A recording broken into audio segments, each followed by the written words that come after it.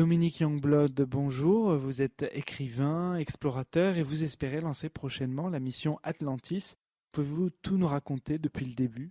Depuis le début, c'est assez compliqué à dire. Disons simplement que ça fait maintenant 22 ans que j'explore la planète, qui me permet ainsi de récolter toutes les informations en temps réel, et ceci, d'où que cela vienne de la planète. Une équipe d'archéologues sous-marins américains, en explorant le littoral de l'archipel des Bimini, et n'étant pas, n'ayant pas la compétence pour pouvoir valider de quelle période date ce temple, ils ont fait appel à mon équipe et moi-même pour que nous ayons sur place validé, et peut-être, je pense que ce sera le cas si bien sûr nous le trouvons, sur les extraits de films, parce que c'est extrêmement flou, trouble, il faut avoir un peu cette habitude pour voir, d'autant plus qu'ils n'étaient pas venus pour filmer ça, mais ils ont trouvé ça de manière totalement accidentelle. Ce qu'on voit sur la vidéo ne correspond à rien de connu.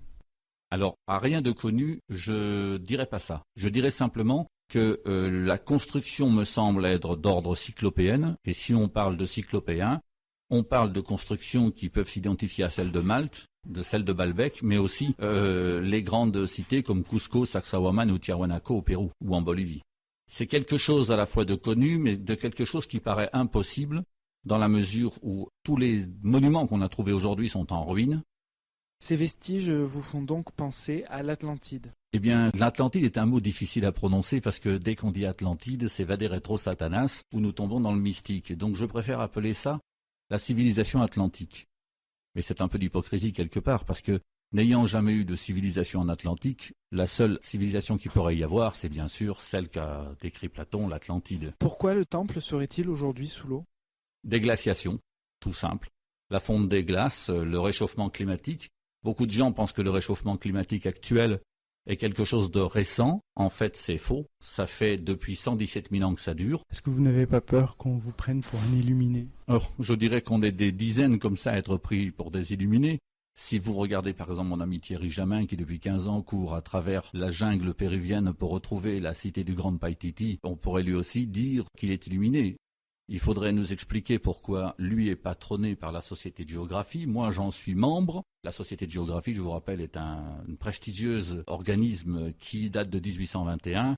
Et ça tenterait à dire que parmi les mystiques, nous aurions des gens comme Ferdinand de Lesseps, Savornan de Brazza ou le docteur Livingstone. Comment ça va se passer concrètement ? Vous êtes en train de recueillir des fonds, c'est ça ? À l'heure d'aujourd'hui, on a recueilli à peu près 85% des fonds. Ceci dit, nous faisons un certain nombre de manifestations. Celle du vendredi 13 au Forum du Casino hier a cet objectif, c'est informer et dire aux gens, voilà, nous avons besoin de vous parce qu'il faut quand même boucler ce budget. Ceci dit, c'est pas des budgets colossaux, c'est de l'ordre de 100 000 €, sachant que les Américains mettent au moins autant en face pour pouvoir réaliser cette expédition qui va durer une dizaine de jours. Donc, effectivement, nous avons toute une tournée d'informations qui nous permet de financer un certain nombre de choses, et notamment des appareils sophistiqués et surtout uniques, parce qu'ils sont conçus que pour ce type de mission, dans la mesure où l'endroit où l'on va est soumis à de fortes turbulences, parce qu'il se trouve littéralement dans l'axe du Gulf Stream, et que le plateau continental tombe de manière abrupte dans la zone où nous allons, sachant qu'en plus, cette zone n'est pas bathygraphiée, c'est-à-dire cartographiée au niveau des fonds sous-marins, ce qui fait que nous évoluons en fait dans une zone vierge de tout moyen de repérage.